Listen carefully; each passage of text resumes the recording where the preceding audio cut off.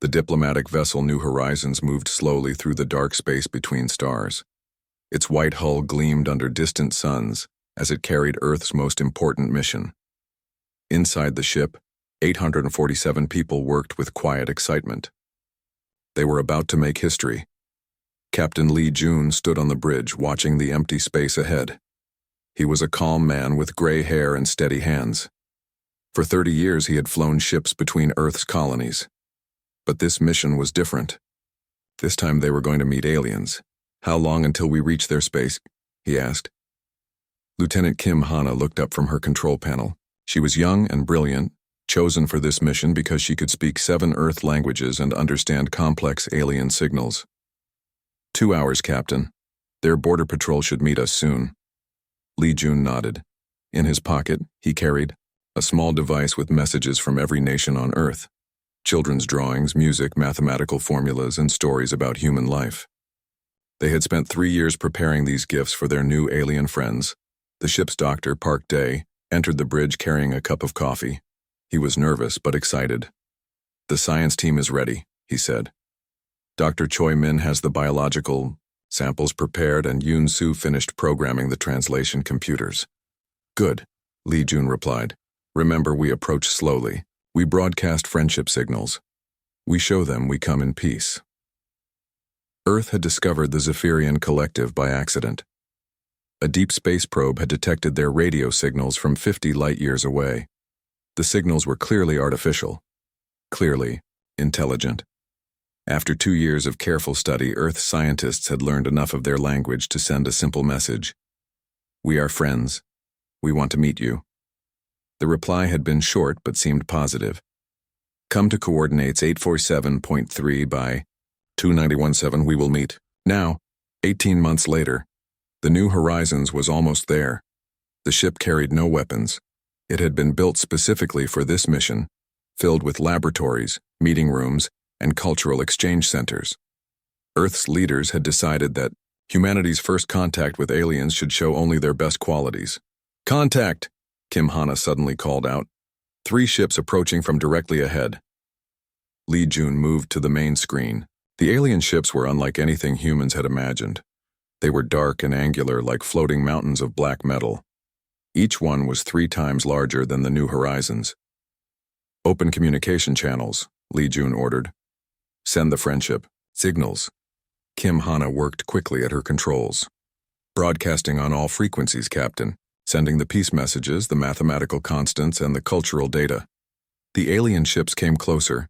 They moved in perfect formation, silent and threatening. The New Horizons crew watched and waited. "Any response?" Lee Jun asked. "Nothing, sir. They're not answering any of our signals." Park Day frowned. "Maybe their communication systems are different from ours. Should we try other frequencies?" "Already trying," Kim Hana replied. "Broadcasting on every possible channel." The alien ship stopped just 1,000 meters away. For several minutes, nothing happened. Both sides floated in space, watching each other. Then the aliens opened fire. The first blast of energy struck the New Horizons without warning. The ship shook violently as the plasma beam tore through its unprotected hull. Lights flickered and alarms began screaming. "Shields up," Lee Jun shouted. But the New Horizons had no shields. It was a ship of peace. "They're firing on us." "Park," Day yelled in disbelief. "We're not even armed." The second energy blast hit the ship's middle section. Explosions echoed through the corridors as systems failed and people screamed. The artificial gravity flickered off and on. In the engineering section, Choi Min fought desperately to keep the engines running. Around her, pipes burst and control panels exploded in showers of sparks. "Hull breach on Deck 7, she called into her communication device. "We're losing atmosphere." Yoon Soo ran through the tilting corridors trying to reach the escape pod bays. The ship was dying around him, and he could hear the sound of metal tearing apart. Behind him, other crew members stumbled and fell as the ship shook under continued alien fire. "Why are they doing this?" Kim Hana cried as she tried to send distress signals. "We came in peace." Lee Jun grabbed the ship's emergency recorder as another explosion rocked the bridge. The main screen had gone dark and smoke filled the air. He could hear the sounds of his ship and his people dying. "This is Captain Lee Jun of the Earth vessel New Horizons." He spoke clearly into the recorder. "We came seeking friendship and peace. We carried no weapons and meant no harm, but they opened fire first. They opened fire on a ship of peace." The final alien attack tore the New Horizons in half. In the few seconds before the ship exploded, Yoon Soo managed to launch 5 escape pods. But the alien ships hunted them down, one by one, destroying 4 with precise shots. Only 1 pod escaped into the nearby asteroid field. Inside, a single survivor floated unconscious among the rocks, carrying the recorder with Lee Jun's final words. Those words would eventually reach Earth and change everything. The 847 people who had left Earth with hope and friendship in their hearts were gone. In their place, they left only a message that would echo across the galaxy. They opened fire first. The emergency meeting room beneath Geneva buzzed with tense voices. President Song Kyung sat at the head of the long table, her face pale but determined. Around her, Earth's most powerful leaders argued in worried whispers. The holographic display in the center showed one terrifying image: the burned remains of escape pod number 5. "The survivor died 3 hours ago," reported Dr. Han Sol, his voice shaking. "But not before we got the full story. The aliens didn't even try to talk, they just started shooting." Admiral Lim Tae slammed his hand on the table. 847 people dead. Our best scientists, our finest. Diplomats, our brightest minds, gone. And now this, General Bae Wan said, pointing to a new message that had arrived that morning. The alien text had been translated by Earth's computers. "Humans will surrender all territories beyond your home system. You have 1 Earth year to comply. Resistance means extinction." Song Kyung stood up slowly. Everyone in the room fell silent. "They think we're weak," she said.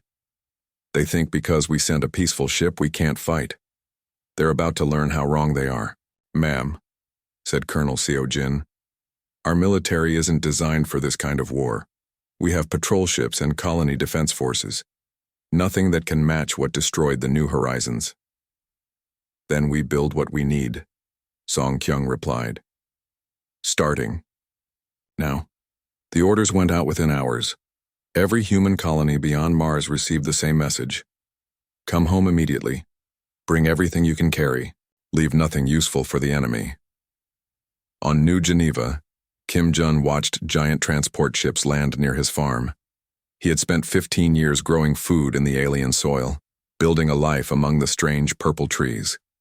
Now he had to abandon everything. "Dad, what about the animals?" his daughter asked, pointing to their livestock. "They come with us," Kim Jun said firmly. "Every cow, every chicken, every seed. Earth will need food for what's coming." The evacuation took 6 months. Millions of people moved from the outer colonies to the inner solar system. They brought with them mining equipment, factories, research stations, and everything else that could be moved. What couldn't be moved was destroyed so the aliens couldn't use it. But the retreat was not surrender. It was preparation. Deep beneath the mountains of Colorado, Li Yan supervised the construction of Factory Complex Alpha. The underground facility stretched for miles in every direction. Massive machines that once made cars and computers now produced weapons and armor. "We need to triple production," she told her team. "The aliens think we have 1 year. We'll be ready in 8 months." Above ground, the world looked normal. People went to work, children went to school, and life continued. But below the surface, humanity was changing into something new and deadly. Park Hyun worked 18 hours a day in Laboratory 7, deep beneath Seoul. His job had been designing better farm equipment. Now he created weapons that could crack open alien ships. The kinetic cannons he invented could fire metal slugs at incredible speeds, turning them into bullets that could destroy anything. "The physics are beautiful," he explained to his assistant. "Einstein's equations, pure and simple. Mass times velocity squared. When this hits an alien ship, it won't just make a hole. It will tear the entire vessel apart. In the orbital shipyards around Earth, Jang Mina supervised teams that worked around the clock. The ships they built looked nothing like the peaceful New Horizons. These were weapons of war, dark and angular, covered in armor and bristling with guns. Each ship needs to be perfect, she told her workers. One mistake, one weak point, and good people die. We cannot afford mistakes. The new ships use technology that had never existed before. Quantum computers calculated firing solutions in microseconds. Fusion reactors provided unlimited power. Swarm drones could attack enemies from every direction at once. Underground on Mars, Bin trained the new generation of Earth's warriors. These weren't the police and patrol officers of the old days. These were soldiers built for total war. The aliens made one mistake, he told his trainees. They let one of us live. That survivor brought home the truth. They are not gods. They can be killed. And we are going to kill every one of them that threatens humanity. The training was brutal. Soldiers learned to fight in zero gravity, in poison atmospheres in the vacuum of space itself. They studied alien technology captured from the wreckage of the New Horizons. They learned to think like their enemies, so they could defeat them. As the months passed, Earth's leaders sent messages to the alien collective. The messages were humble and frightened, begging for mercy and offering surrender. The aliens believed what they wanted to believe. Namjoon, Earth's intelligence chief, smiled when he read the alien responses. They think we're broken, he reported to the council. They think we're hiding in fear, waiting for them to come collect us. Good, Song Kyung replied. Let them think that. Let them come expecting to find sheep. Instead, they'll find wolves. The year of preparation was almost over. In hidden bases throughout the solar system, 3,000 warships waited in darkness. 10 million soldiers stood ready. The factories produced enough weapons to arm every person on Earth. The aliens had given humanity 1 year to surrender. Instead, they had given Earth 1 year to prepare for the greatest war in human history. 3 years had passed since the deadline. The Zephyrian war commander Vextar stood on the bridge of his flagship, watching the small yellow star grow larger on the screen. Behind him, 46 other ships followed in perfect formation. This would be easy work. Intelligence reports. The humans have pulled back to their home system, his second-in-command reported. No ships detected beyond the 4th planet. They appear to be cowering near their homeworld. Vextar clicked his mandibles in satisfaction. As expected. Weak species always hide when faced with superior force. We will collect them like children, collecting insects. What Vextar didn't know was that 50 human ships waited in the asteroid belt, completely invisible to his sensors. Captain O'Bin floated in zero gravity on the bridge of the battleship Retribution, watching the alien fleet approach their trap. Shinai, confirm target count, he whispered.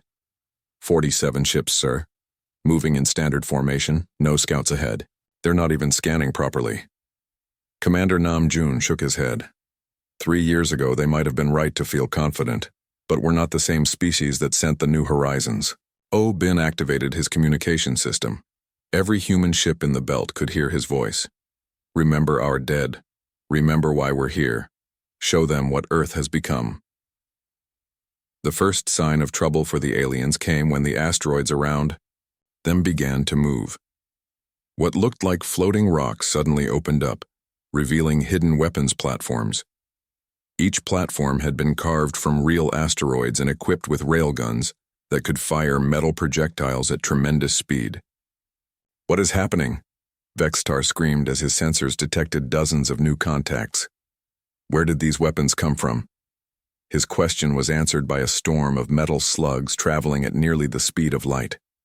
The kinetic rounds punched through alien shields like they were made of paper. 3 Zephyrian ships exploded in the first 5 seconds. But the real surprise came next. Clouds of tiny objects separated from the human ships, each no bigger than a human fist. To the aliens, they looked harmless. They were anything but harmless. Jung, who commanded the destroyer New Sol as it released its swarm drones. Each drone was a miniature spaceship with its own computer brain and a fusion warhead.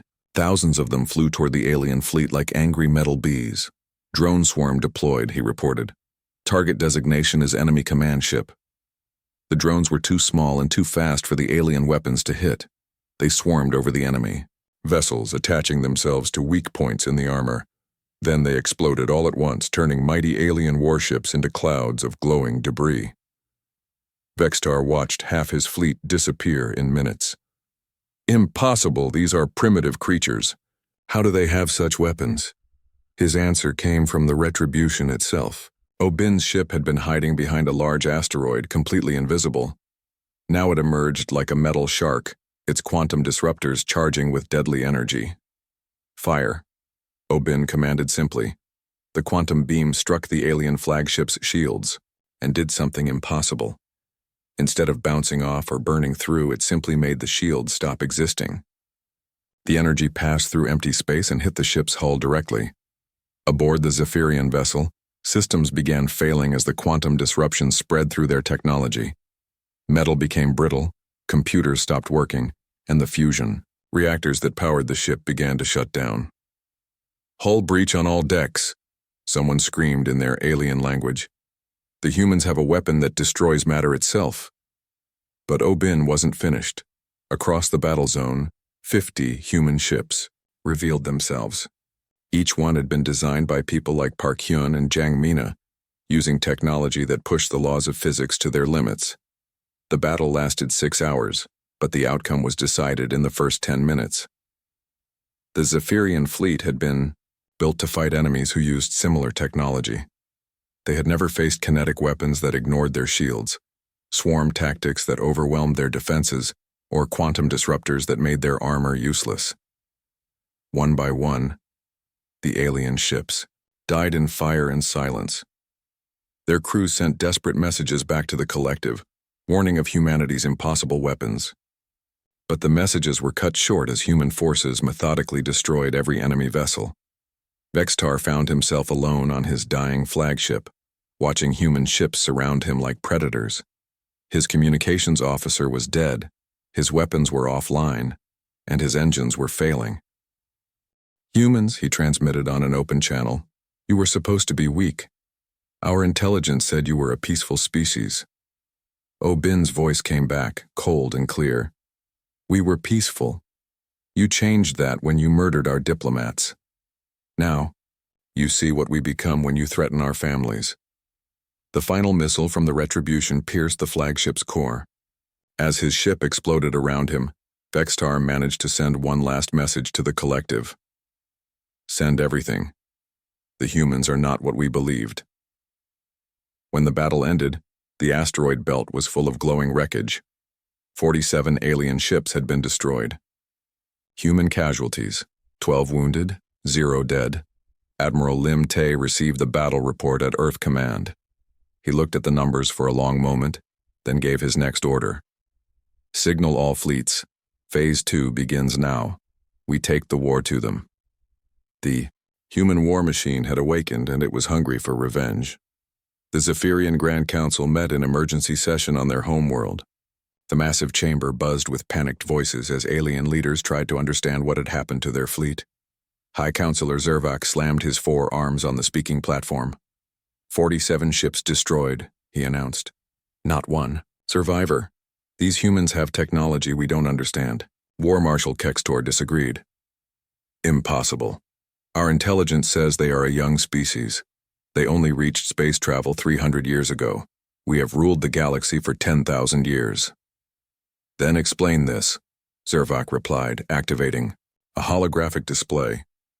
It showed the wreckage of Vextar's fleet, pieces of alien ships floating in space like broken toys. Explain how primitives destroyed our finest warships. The argument was interrupted by an urgent communication. A junior officer rushed into the chamber, his tentacles shaking with fear. High Counselor, the humans have attacked Kepler Station. Kepler Station was one of the collective's most important supply bases, located 50 light-years from Earth. It should have been impossible for humans to reach it so quickly, but Colonel Seo Jin and her Marines were already inside the facility, moving through its corridors like ghosts. Alpha Team report, she whispered into her communicator. Reactor room secured, came the reply from Sergeant Ko Min. Placing charges, now. Seo Jin soldiers wore combat suits that made them nearly invisible. The technology had been developed by studying alien equipment recovered from the New Horizons wreckage. But human engineers had made it better, adding stealth systems the aliens had never imagined. The Zephyrian guards at Kepler Station never saw death coming. One moment they were patrolling empty corridors. The next they were collapsing as human stun weapons dropped them unconscious. The humans didn't kill unnecessarily, but they were completely ruthless in completing their mission. Charges set, Komin reported.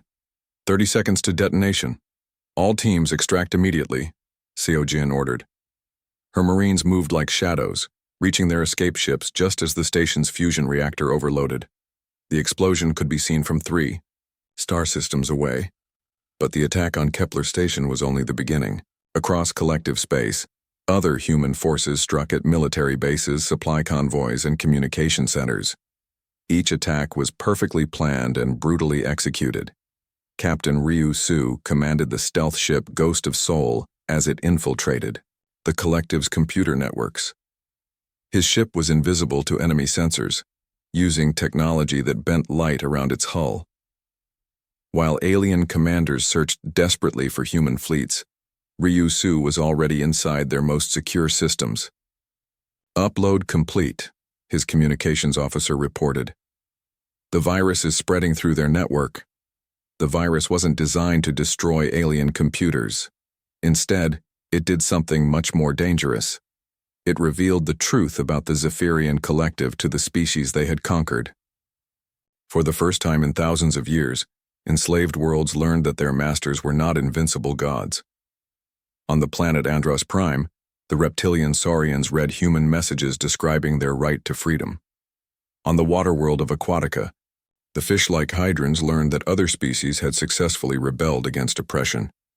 Throughout collective space, subject races began to question why they served masters who treated them like slaves. The rebellion started small. A factory here, a mining station there. But they spread like wildfire as species after species rose against their Zephyrian overlords. The collective found itself fighting wars on dozens of fronts as their empire began to crumble from within. Meanwhile, Earth's industrial capacity had grown beyond all imagination. Honkai supervised orbital factories that surrounded the entire solar system.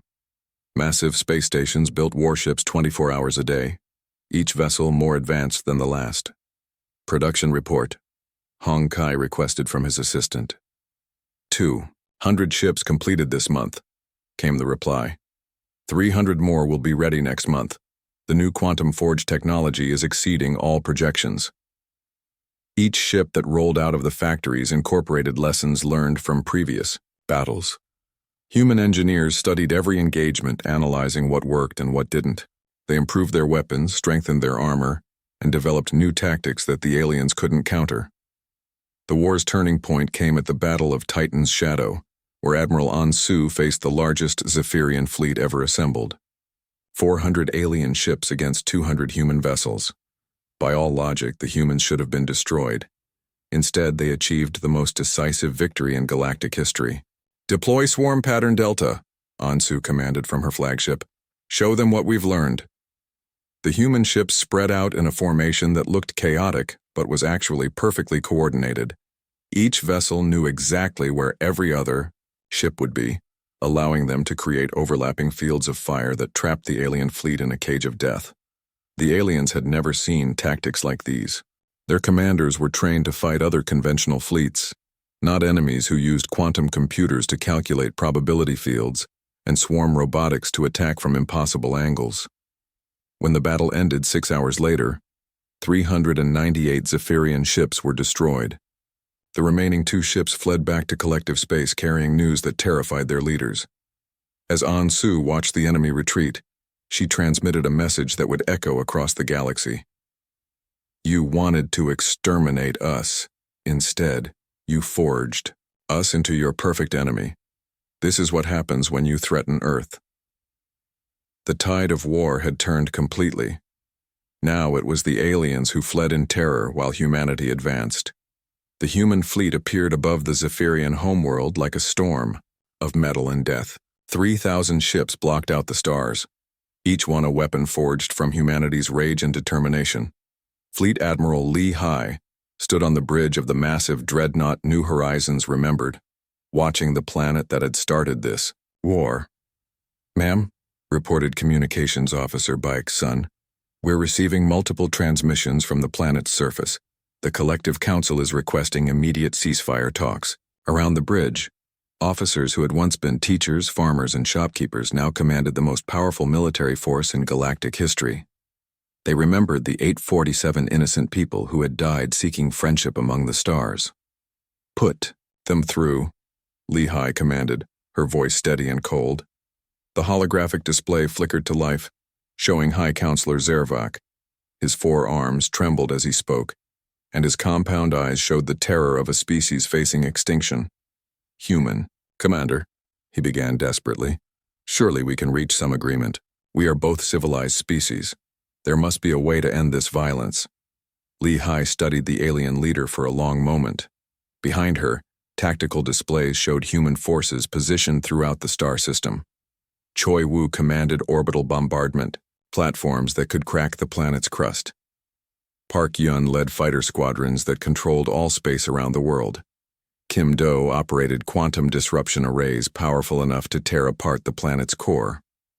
4 years ago, Lehigh replied, quietly, "We sent you our finest people, scientists, diplomats, artists, and dreamers. They carried messages of peace from every child on Earth. They brought gifts of friendship and hope for the future." She paused, letting her words sink in. Around the Zephyrian homeworld, reports were coming in from other human commanders. No, Jun was liberating enslaved species throughout the system. Former collective member races were declaring independence, their chains broken by human intervention. "Your response," Lehigh continued, "was to murder them all without even listening to their words. You hunted down our survivors like animals. You threatened to exterminate our entire species." Zervak's voice cracked with desperation. We followed standard protocols for dealing with unknown species. It was not personal. It was simply policy." "Policy," Lehigh repeated, her voice growing harder. "You made it policy to murder peaceful explorers. You made it policy to threaten genocide against anyone weaker than you. Today, you learn what happens when you make that mistake with humans." The tactical officer, a former librarian named Young Min, reported quietly, "All fleets in position, Admiral. Planetary defense systems have been neutralized. We can begin bombardment on your command." But Lehigh wasn't finished talking. She wanted the aliens to understand exactly what they had done to themselves. "You see, Counselor, you misunderstood something fundamental about humanity. We don't start wars. We don't seek conquest. We explore the stars hoping to find friends, not enemies. But when someone threatens our families, when someone murders our innocent, we become something else entirely." On the planet below, millions of Zephyrians watched their skies fill with human warships. Their mighty empire, which had ruled the galaxy for 10,000 years, had crumbled in less than 4 years of war against a species they had dismissed as primitive. "We become the thing you made us become," Lehigh said. "You turned peaceful explorers into the most dangerous military force the galaxy has ever seen. You forged diplomats into warriors. You created your own destroyers." Through the ship's communication systems, she could hear reports from across the galaxy. Former collective slave worlds were celebrating their freedom. Species that had been oppressed for millennia were finally free to govern themselves. The Zephyrian Empire was dissolving as its subjects refused to serve masters who had proven themselves vulnerable. "You have a choice," Lehigh announced. "The same choice you gave us 4 years ago. Surrender completely or face extinction. But understand this. We are not you. We don't enjoy causing suffering. We don't seek to rule others. We want only to ensure that what you did to us never happens to anyone else." The silence stretched for long minutes. Finally, Zervac spoke, his voice broken and defeated. We surrender. Unconditional surrender. Please. Show mercy." Lehigh nodded slowly. "You will disband your military. You will release all enslaved species. You will submit to galactic oversight to ensure you never again threaten peaceful explorers. And you will remember, every day for the rest of your existence, that you brought this upon yourselves." She gestured to her communications officer. "Open a channel to the entire galaxy." When the transmission began, Lehigh spoke words that would be remembered across countless worlds. This is Fleet Admiral Lehigh of Earth. The Zephyrian War is over. Let this be a lesson to any species that would threaten those who come in peace. Humanity seeks friendship among the stars, but we will defend ourselves and others with absolute determination. We fire last, but when we fire, wars end. The human fleet remained in Zephyrian space for 6 months, ensuring the transition to a new galactic order. Peacekeeping stations were established, monitoring systems were put in place, and freed species were helped to establish their own governments. When the last human warship finally left for home, it carried a simple message that would echo through galactic history. Earth fires last, but Earth fires to protect peace itself. The galaxy had learned to respect the species that explored the stars with open hands, but defended themselves with clenched fists.